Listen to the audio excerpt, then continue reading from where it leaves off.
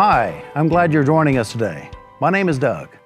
We want to take the next 30 minutes to help empower you to make wise financial decisions and prepare for the future. One thing I've seen over and over again are situations where people wish they had been more prepared. This usually happens when a spouse or a loved one passes away, and their surviving family members must deal with the financial and legal aftermath. At other times, after life-changing events such as an accident or a stroke, one spouse is left to manage the family finances and affairs, although they've never had to do it before. In these situations, the heartache of trying to untangle the logistics of managing finances while wrestling with stress or grief could have been prevented with a little preparation. Luke 16:11 says, "If then you have not been faithful in handling worldly wealth, how can you be trusted with true wealth?" So here's your chance. The Financial Baton Hand-off Workbook is a tool to help document important information about family finances, assets, legal documents, and medical care into one place. This workbook could also open a door to having a needed conversation with your spouse or loved ones to prepare them for when a financial baton handoff needs to happen. The 3 questions we want to answer. 1, what do we have and how much do we owe? 2, where is it located? 3, how can resources be assessed if needed? Your workbook has 7 main areas of focus. In this presentation, we're going to meet 7 pairs of people and listen in on how they discussed each of these topics. As we go through each section, please follow along in your workbook and take notes. Over the following weeks, our hope is that you will complete as much information as you can for your situation. Proverbs 10:22 tells us, "The blessing of the Lord brings true riches, and He adds no sorrow to it, for it comes as a blessing from God." So let us help you prepare for success.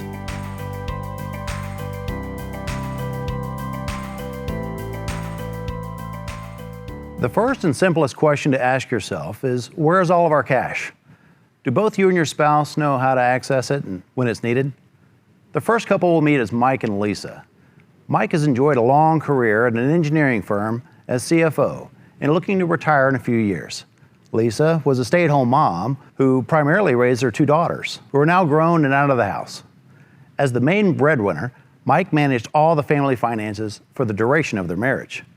A couple from their church that they're close to, Greg and Christine, are going through a tough time. Greg had a severe stroke and still in recovery.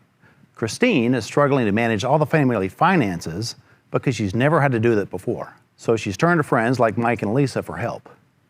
Mike realizes that Lisa would be in a similar situation if something were to happen to him. Isn't it sad what happened to Greg? You know, Christina's a strong woman, but she's really struggling right now. I'm just glad we were able to help her. I agree. And also, Lisa, it's got me thinking, we probably ought to talk a little bit more about this, because what if something were to happen to me? Oh, I don't like to think about things like that. I know it's uncomfortable, but we have to be realistic. Honestly, I should have brought this up a long time ago. I don't want you to be in the same situation as Christine in case something happens to me.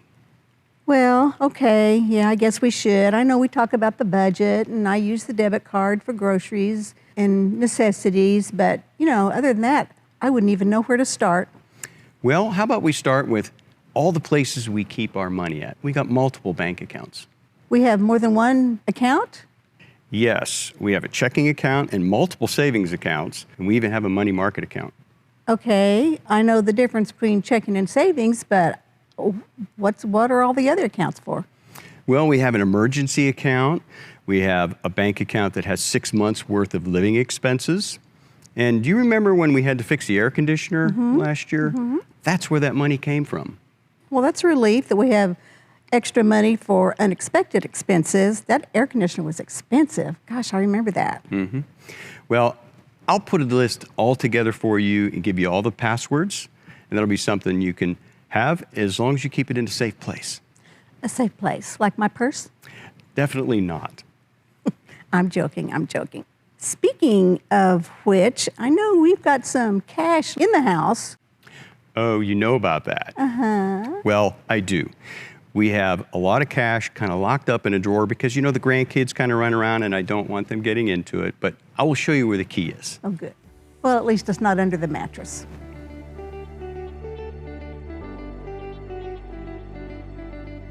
Are you keeping cash under the mattress? If so, talk to a financial advisor. From Matthew 25:27 in the parable of the talents, Christ said we should at least earn interest on our savings. Next, let's talk about family income and expenses. Do you and your spouse have a clear picture of where your income is and what your expenses look like now and how they would need to change if something were to happen? Proverbs 24:3-4 says, "By wisdom a house is built, and through understanding it is established. Through knowledge its rooms are filled with rare and beautiful treasures." Let's listen into a conversation between James and Mary, a retired couple in their 70s. After long careers in the medical field, James as a physical therapist and Mary as a registered nurse, they're navigating a new life as empty nesters and retirees and grandparents to 4 adorable grandkids. With the recent change in income, Mary knows they need to pare down their expenses to essentials and asks James if they can go over their monthly budget together.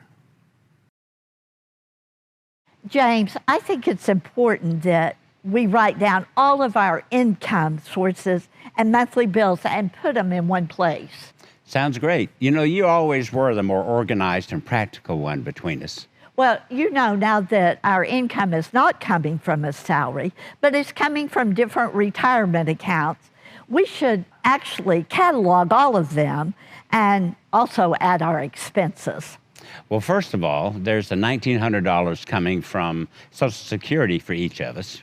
Well, I have a payout from my 401k retirement account from my last job where I was for 15 years. That's right. Now, that's different from the payout from the traditional IRA, right? Yes, the traditional IRA is where I rolled over my 401k from my first 2 workplaces before I started working at the clinic for 15 years.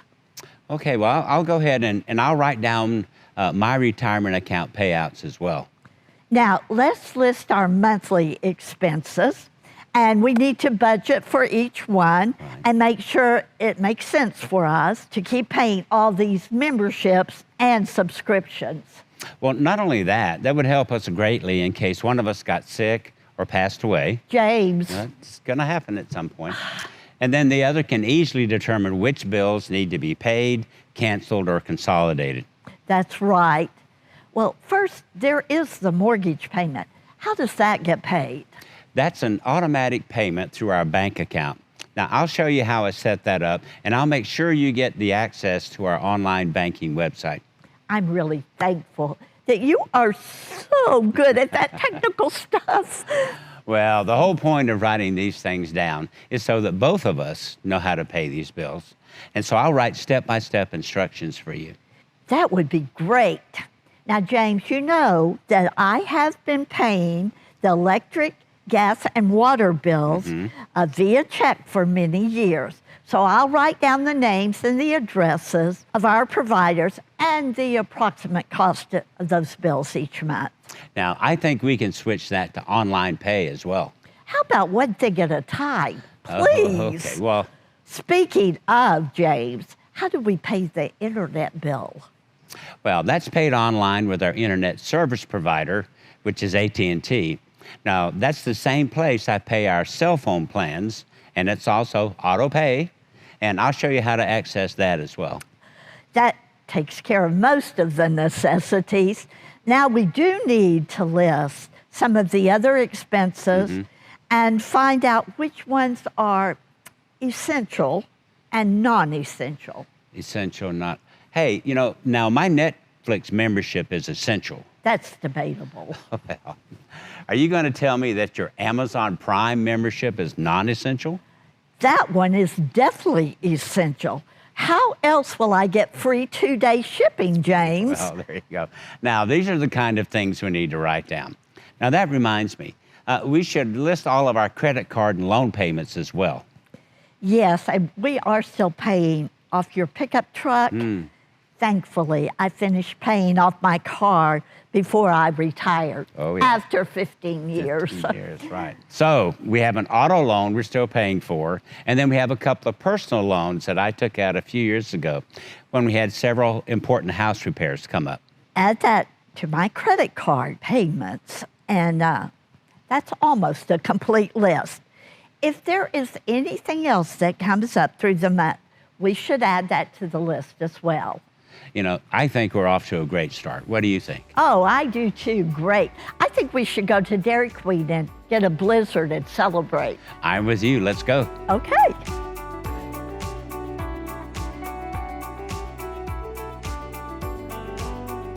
Now, the next topic is insurance. Now, I know that insurance is a broad and often complicated topic due to all the terminology and different kinds of policies available. It's crucial that you and your spouse understand the breadth of what's covered in all your insurance policies so that if something does happen, you know where the income is coming from.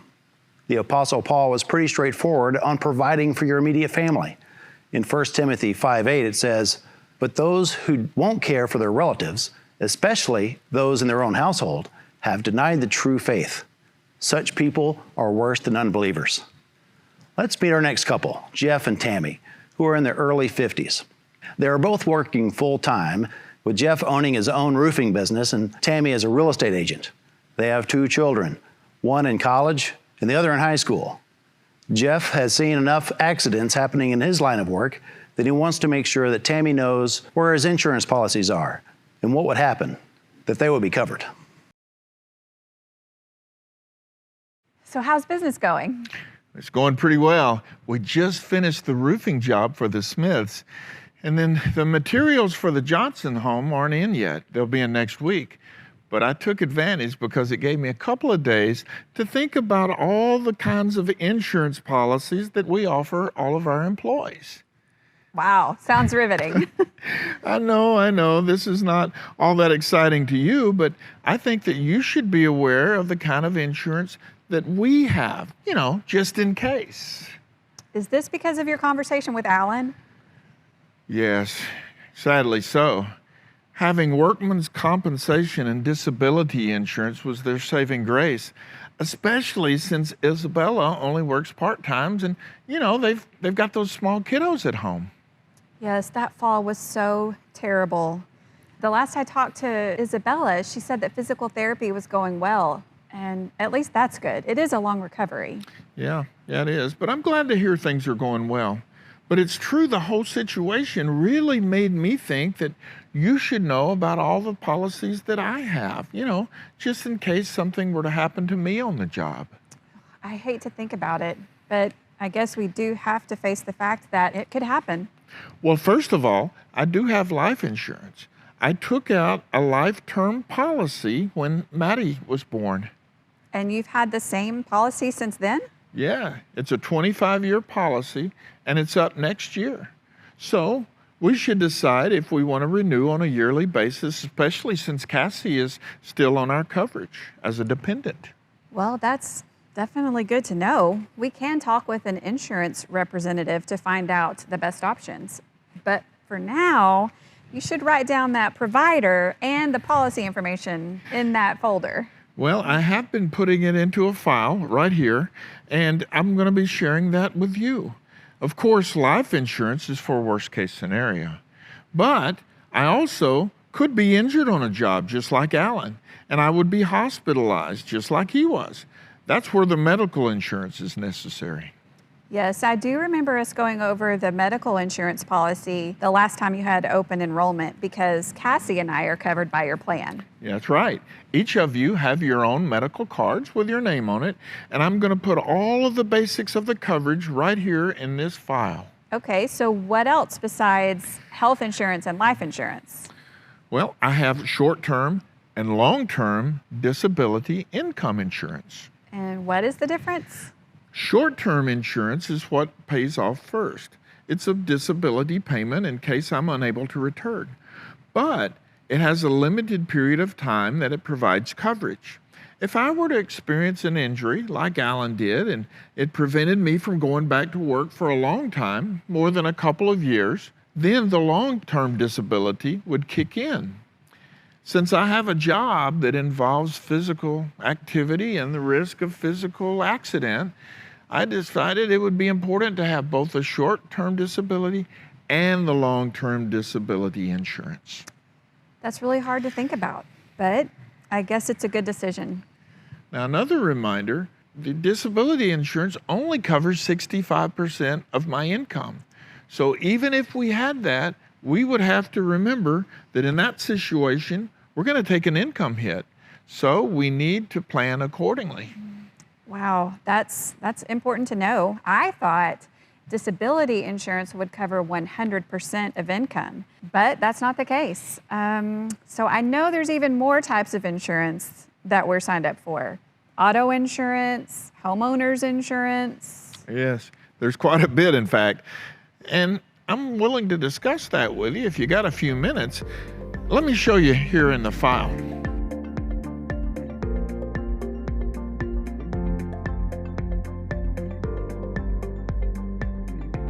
Ecclesiastes 8:7 says, "Since no man knows the future, who can tell him what is to come?" Because our trust is in God, we don't fear the future, but we must wisely prepare ourselves and our families for unexpected circumstances. Carrying proper insurance is a way to provide for them. Sometimes you may need to have a conversation with someone other than your spouse, like an aging parent or a dependent child. In this next scenario, we meet Amanda, a 30-year-old single daughter whose mother, Carol, is moving in with her. Carol is in her 60s and recently widowed. She's managed her finances her whole life, and she's done it well. But Amanda thinks that at some point, she'll need to be taking care of her mom's finances. While you hear their story, consider the principle of preparation in Proverbs 27:12, which says, "Wise people see trouble coming and get out of its way, but fools keep on going and suffer for it." Hi, Mom. How was your appointment this morning? It was very tiring because the doctor wanted to do a couple more tests from my heart, my lungs, and then I get results next week. Okay, that's good. How are you feeling, though? Pretty tired. It's just real tiring to wait in the waiting room and then go wait for the tests and then go through the tests and then drive home. I understand, and I know you're very independent since you've been living alone for so long, but now that we live together, I'm able to go to appointments with you. That way you have some company and don't have to drive home in rush hour traffic. Well, that's very thoughtful of you. So next time I will let you know when I have an appointment. Good. My boss is really flexible, so I'd love to go with you. Thank you. I have to appreciate that. Also, I was thinking we should talk about legalizing your wishes for care in an advanced healthcare directive. So you're talking about a medical power of attorney? Yes, that's right. It lets you give someone else legal authority to make important decisions for your care. If you were unable to communicate and needed an emergency surgery, we'd be able to make that call. That happened to my friend Barbara. She did give medical power of attorney to her son Paul. And then she had the accident and she was unconscious. And so when they got to the hospital, he could tell the doctor and give him permission to go ahead and do emergency surgery for her. Yes. And similarly, you can also have a living will. If Barbara's case would have taken a turn for the worse, Paul could have advocated for her and known her wishes and told them not to put her on a ventilator if she didn't want to be. So you have to have a living will and a regular will? That's right. You do already have a will, right? Yes, I do have a will. Okay, great. I'd appreciate if you could write down your attorney's name and number for me. I can do that. I can write that down for you and give it to you right away so you have it. Thank you. Also, when I was at the attorney's office, he mentioned something about a durable power of attorney, but I didn't do anything about it at the time. Yes, it is different, and I think that would be a good idea too. The durable power of attorney designates someone to make financial, business, and legal decisions for you if you were not able to. Okay, it sounds to me like I need to make another appointment with my estate attorney and get those documents done. Yes, and you and I should discuss what your wishes are, both for your medical care and for your personal assets, so that I can help advocate for you in a situation like that. I'll have to think about that for a while, but we can talk about it soon. Okay, thanks, Mom. I just want to make sure you're well taken care of, but my prayer is that we don't have to deal with any of this anytime soon. Me too. I'm sure we can think of some fun trips we can take over the next few years. Awesome. I'm glad you're here. Thank you.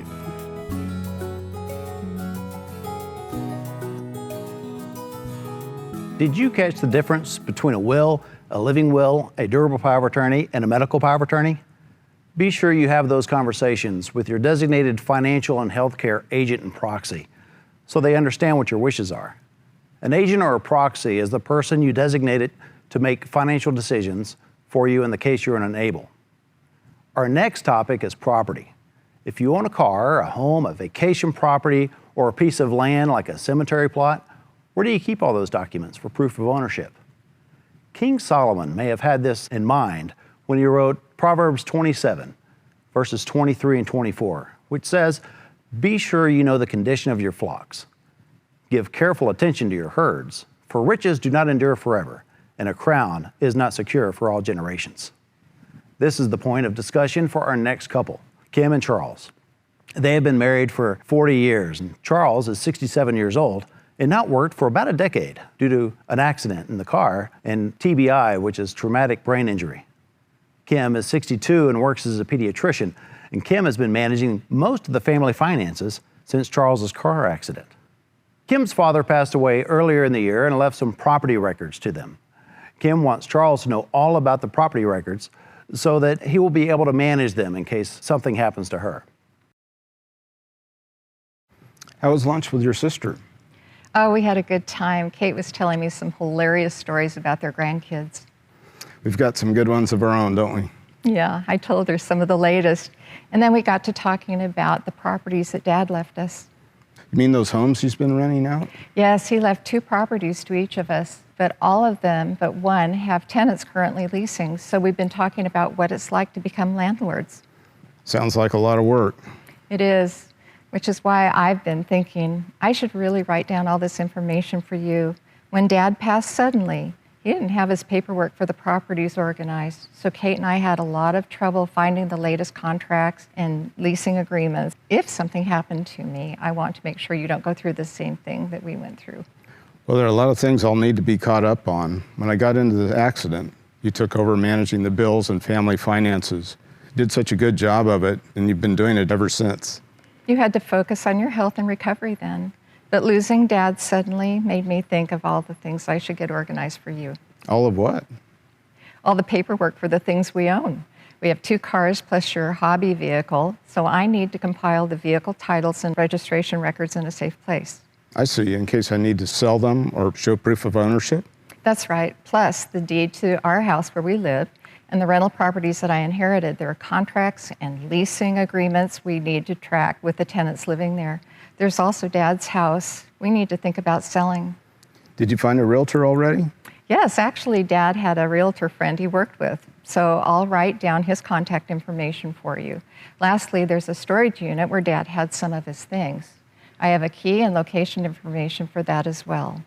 We'll have to go through all that stuff sooner rather than later, now that he's passed.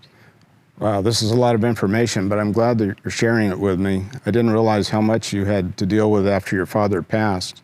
Let me know how I can support you. Thanks, hon. Kate's been a big help, but I want to make sure that you're in the loop. This is important for you to know, too. Let me get all the titles and the deeds into a file, and we can go through it together.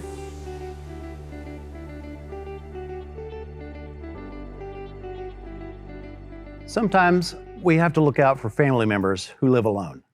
When unexpected medical events or other emergencies happen, we might be their first line of support. Don't negate reaching out to professionals who can help, as we're encouraged to do in Proverbs 15:22, which says, "Plans fail for a lack of counsel, but with many advisors they succeed." This is the case for Angela, a 63-year-old woman. Though Angela is married with a family of her own, her brother Anthony, 66, is a widower. Anthony's wife Evelyn died 3 years ago, and they didn't have any children. Anthony was hospitalized for pneumonia a few months ago. Although he recovered quickly, Angela is worried another health scare will happen again, and that Anthony doesn't have anyone to take care of him. Anthony, this was nice. We should have lunch together more often. Now that you're retired, you can make time for your little sis, right? I'll have you know, fishing keeps me really busy anymore, but I can make time for my spunky little sister anytime. Let me ask you, how's your health been? Not giving me too much trouble lately. I know you worry about me. Well, I still have some trepidation from when you were in the hospital.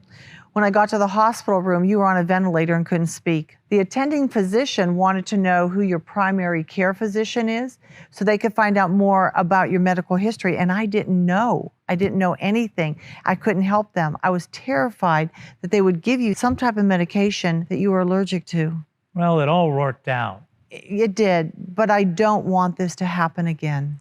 I understand. When Evelyn was alive, she knew all of my doctors and could rattle off all my medical history right off the top of her head. I really relied on her a lot. I know you did, and I know she knew all of that, but I don't. I know it's not something you've had to think about, but I want to be able to support you.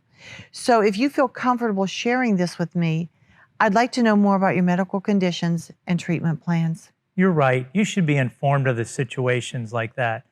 What do you want to know? You mentioned you were seeing a specialist for COPD. I'd like to know the names and contact information for the doctors who've been treating you. Sure, I'll get you the name of my primary care physician and the pulmonologist I have regular appointments with. Are there any other specialists?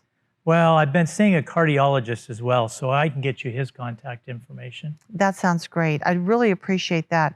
I would also like to have a list of all your current medications because a doctor would need to know that in case of adverse drug reactions. Sure. I'll put together a list as well as a schedule for when I have to take all my drugs. Plus any known allergies, especially to medication? Why don't I get you the names of the dentist and eye doctor as well? I'm serious. This is serious for me to know these things, but it's a good idea. Someone besides you needs to have a full picture of your medical history. All right, I understand. Next time I see you here for lunch, I'll have it written down for you. I appreciate you looking out for me, sis. You've always looked out for me, so allow me to look out for you now. Well, I am thankful for a caring little sister.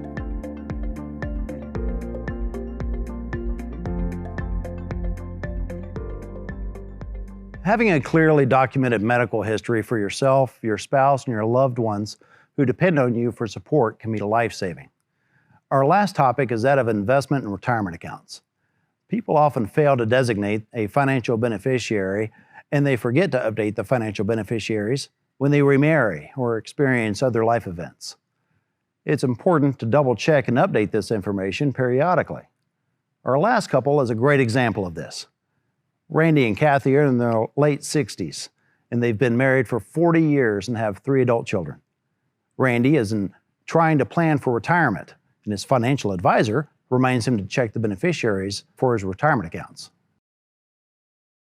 I had a good conversation with our financial advisor, Nathan, today. Oh, yeah?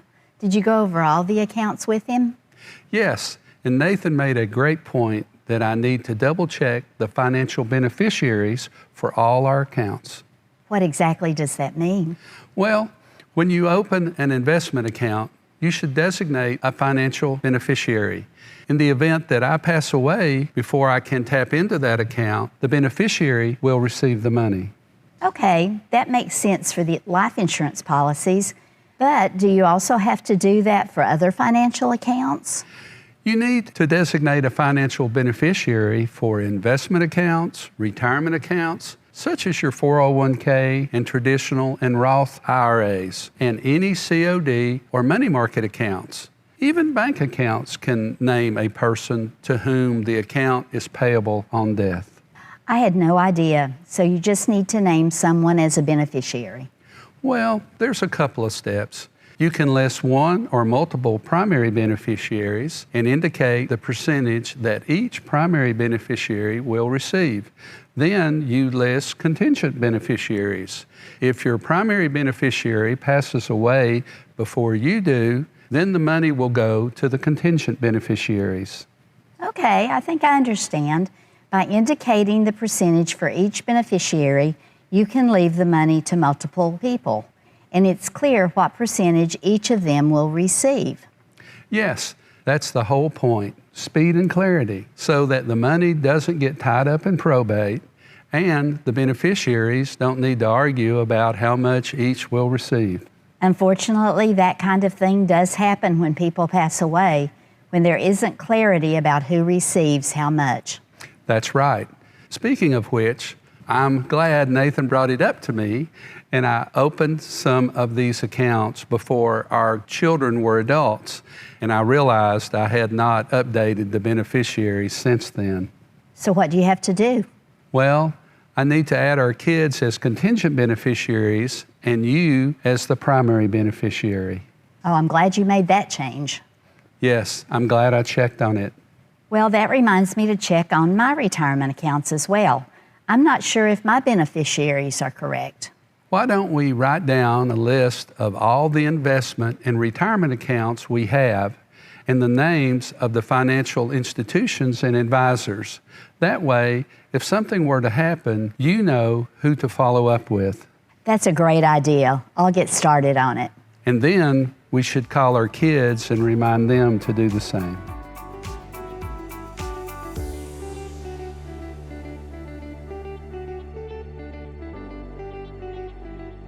Didn't we meet some interesting couples today?